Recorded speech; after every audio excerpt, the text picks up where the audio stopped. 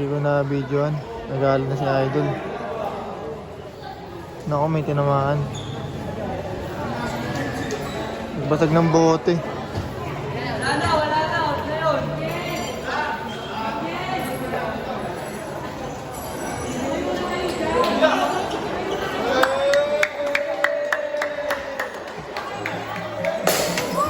May nagbato na naman.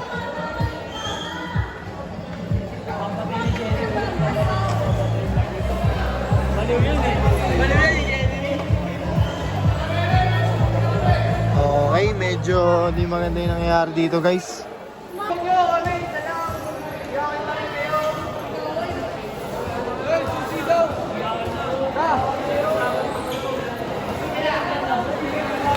Hindi ko alam kung matutuloy pa to, guys, ha.